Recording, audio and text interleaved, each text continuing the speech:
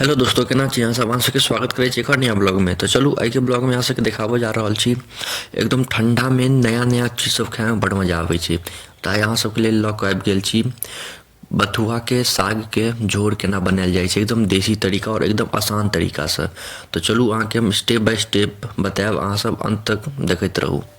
तो देखियो 250 ग्राम बथुआ के साग छै। एकरा तोड़ऽ के तरीका बताबै छी। देखियो ई जे डाँट रहत पैघ पैघ, एकरा देखियो जे ज़्यादा डाँट पैघ रहत ओकरा जड़ि से कनिक तोड़ि लेब और बस भऽ गेलै। ज़्यादा नहि तोड़क छै, कनि मनि तोड़ि देबै भऽ गेलै। ई एखन अनलियै, एखन ई ओनाही खिज्जा छै तते। देखियो सबके बढ़िया से काटि उटि कऽ धो देलियै बढ़िया से। ओहिके बाद इमहर आब आमिल फूलऽ ले धऽ देबै। आमिल जे सब नहि जानैत हैब ओ हुनका लेल आमचूर बुझियौ ने, आमचूरे होइ छै। पता नहीं आमचूर आ आमिल एके होइ छै कि नहीं, लेकिन हाँ आमचूरे होइ छै इहो। आमिल आम के बनै छै, खट्टा होइ छै। तकरा बढ़िया से धो लेब। अहाँ सबके पास नहीं हैत तऽ मार्केट में बिकाइ छै, खरीद कऽ लऽ आयब। एहिके बिना बढ़िया नहीं बनत झोर ओकर, बथुआ के झोर बढ़िया नहीं बनत। तकरा बढ़िया से धो लेब। ओहिमे बड़ गंदा रहै छै, दोकानो से अनबै तऽ बड़ गंदा रहै छै। ई तऽ अपन घर के बनायल छै, लेकिन दोकानो से अनबै तऽ गंदा रहै छै। ओहिके बाद एकरा पानि में फूलऽ ले धऽ देबै। इमहर प्रेशर कुकर में 1.5 बाटी पानि लऽ लेब। देख लियो 250 ग्राम पटुआ के साग ले लिए, तो 1.5 बाटी पानि लऽ लेब। देखियो गैस ऑन छै, गैस के फ्लेम पर ठीक छै। अब एहिमे बथुआ के साग, बथुआ जे छलै से गिरा देबै। एकदम धो लेने रहब बढ़िया से। ओहिके बाद सब के बढ़िया से पानि गारि कऽ एहिमे गिरा देबै, ठीक छै। आ सबटा मसाला सब अखने पड़तै। देखियो 4-5 गो हरियर मिरचाई दऽ देबै, ठीक छै, एकदम लम्बा लम्बा काटि कऽ। और 1 चम्मच हल्दी देबै, ठीक। आ नमक अहाँ सब 3 चम्मच देब। 3 चम्मच से ज़्यादा नमक नहीं देबै, काफ़ी छै। आब एहिमे कोनो मसल्ला वसल्ला सब नहीं पड़तै। अब ढक्कन लगा देबै, ठीक छै। 2 सीटी कम से कम मारऽ देबै। एखन खिज्जा छै तऽ 2 सीटी में भऽ जेतै, ओना जुआयल रहितै 3 सीटी कम से कम चाही। तो देखियो 2 सीटी मारला के बाद एहन भऽ गेलै। तऽ गाँव सब में ई रहै छै डंटा, तऽ एहिसँ एना एना घुमायल जाइ छै, सबके बढ़िया से थुड़ल जाइ छै। देखियो यह स्टाइल छै, इहे सब मस्त बनै छै, एकदम गजब के झोर बनत। देखियो एने घुमाबैत रहबै, बढ़िया से घुमाबैत रहबै। देखियो गैस बंद कऽ देलियै। आब गैस एकर काज एखन बंद छै, गैस बंदे छै। अथी भेलै 2 सीटी मारल के बाद बंद कऽ देलियै। बंद कऽ कऽ बढ़िया से देखियो कते बढ़िया से घुमेलियै, एकदम चटनी जकाँ बना देलियै। देखियो कते मस्त चटनी जकाँ लगै छै। आब देखियो पानि नहीं डालक छै ओहिमे। ओहिमे पसौआ जे भात नहीं होइए ओकर मार देबक छै। मार छै, मार पसौआ जे भात होइ छै ओकर मार छै।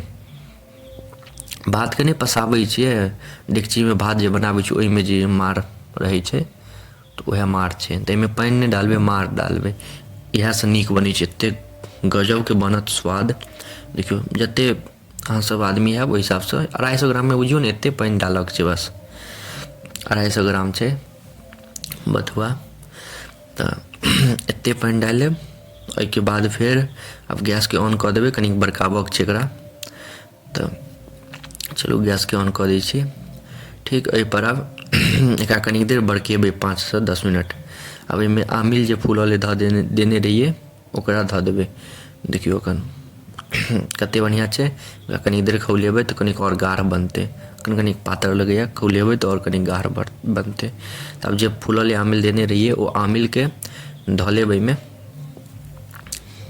आमिल शुरू में दिखाई देने रही कते आमिल छलै, ओतबे आमिल अहूँ सब लऽ लेब। आमिल ओकरा फुला कऽ बढ़िया से एहिमे धऽ देबै, ठीक छै। देखियो एकरा उबलतै, ओहिके बाद देखायब ओहिमे फेर तड़का लगतै। तऽ एहिमे बथुआ के साग एखन 100 रुपये देलकै, बड़ महंगा छै, 100 रुपये किलो। देखियो अब उबलऽ लगलैए बथुआ के साग के झोर। अब उबलऽ लगलै, 5 से 10 मिनट चढ़ेलियै ने गैस पर तो उबलऽ लगलै। आब ई की कहै छै, छोलनी के गरम कऽ कऽ ओहिमे तेल दीपऽ ले दऽ देबै। आ एहिमे जमाइन, देखियो जमाइन दऽ देबै। लाल मिर्च, सूखा लाल मिर्च सेहो दऽ देबै। और तेजपत्ता सेहो दऽ देबै।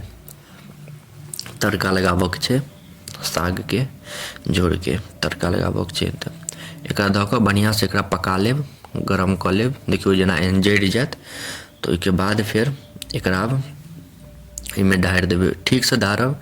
आब गैस बन्द कऽ लेबै, देखियौ गैस बन्द कऽ देलिए, खौलै जे छलै से आब गैस बन्द कऽ देलिए। एकरा ठीकसँ ढारब, प्रेशर कुकरके ढक्कन लऽ लेबै, एकरा नीचाँ गिरेबै आओर फटसँ ढक्कन लगा देबै, नहि तऽ पूरा तेल वेल सब उड़ऽ लागत, देहपर पड़ऽ लागत। एना बन्द कऽ देबै आ फेर निकालि लेबै, बढ़िआँसँ मिला लेबै। देखियौ एकदम तैयार भऽ गेलै, एकरा बढ़िआँसँ मिला लेब, एकदम तैयार भऽ गेल। रोटी साथे खाउ, चावल साथे खाउ, एतेक मजा आयत खट्टा खट्टा खाइमे। नया चीज छै, ठण्डामे खाइमे आओर बड़ मजा आयत। तो अहाँसब एक बेर घरपर जरूर ट्राई करब। अहाँसबके एतेक देर तक देखऽके लेल धन्यवाद। नीक लागत तऽ लाइक, कमेंट, शेयर, सब्सक्राइब जरूर करब।